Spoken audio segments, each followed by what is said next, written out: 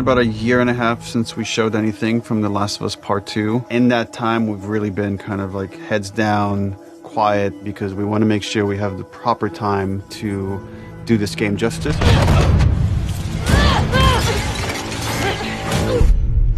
It's definitely our most ambitious in scope game that we've ever made. We really wanted to wait until we had something awesome and new and exciting to talk about because we've been so mysterious.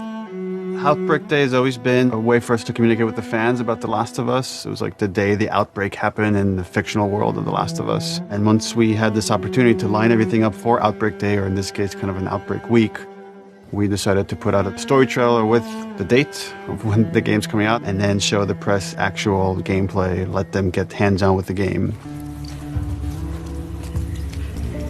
We're always trying to strike a balance of getting people excited for this game, show them a bit more of a glimpse of the themes this game is about, the cycle of violence, this idea of how far would you go to exact revenge to bring justice to the people you love. And then we also show that Joel is back and you get to see him for the first time. What the hell are you doing here?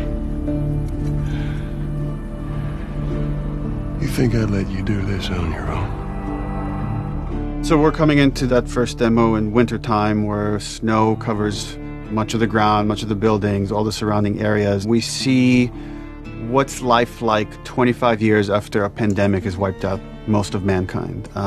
We pick up Ellie, who was 14 in the first game, is now 19. She's living in the city, Jackson. Which is where Ellie and Joel have been living for the past 4 years in this sweet settlement. What we come upon is their regular day-to-day life. We're coming in on Ellie and Dina, her best friend, patrolling the outskirts of Jackson, looking for infected to clear out to keep the area safe. Ellie and Dina at this point have been friends for several years, but there's been underlying romance between these two characters. From the demo we put at E3, where you saw this festival and this dance, and these two characters kissed for the first time, this demo takes place the day after.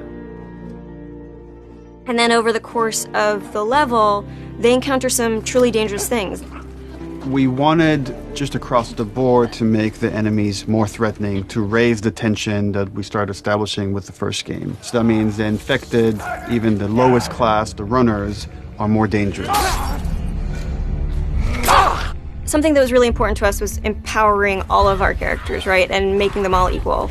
Ellie, as we saw in the first game, is incredibly capable, but this is a world where you need to be capable to survive, and we wanted to empower everybody. And the way that reflects in combat is, Dina is way more effective. So when we have Dina going out, while she may seem the less hardened character, she knows how to use a gun, she knows how to stealth, she knows how to kill a clicker as well as Ellie.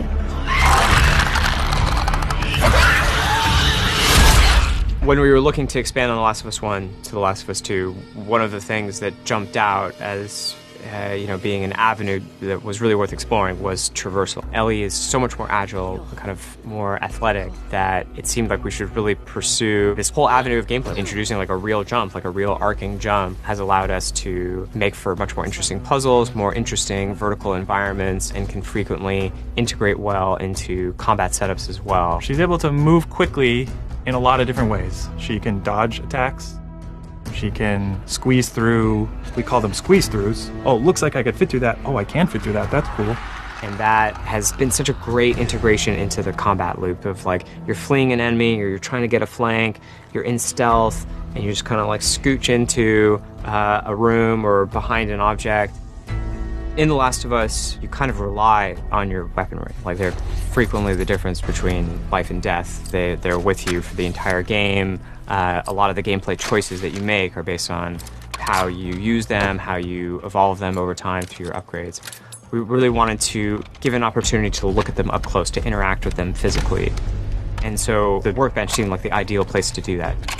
I think over the course of the level, just talking about the tech for a second of just a snowy environment, we've got all the deforming snow stuff you'd expect, brushing by on horseback, a branch and the snow falling and collecting on the horse, like all these things you would expect in a realistic grounded world. We have this weather, the storm kind of kicks up. Over the course of the level, it goes from more of a clear day into a blizzard. It's all just to build this tension of, the mess that they got themselves into. Can they make it safely out? Dina, where are you? Eventually,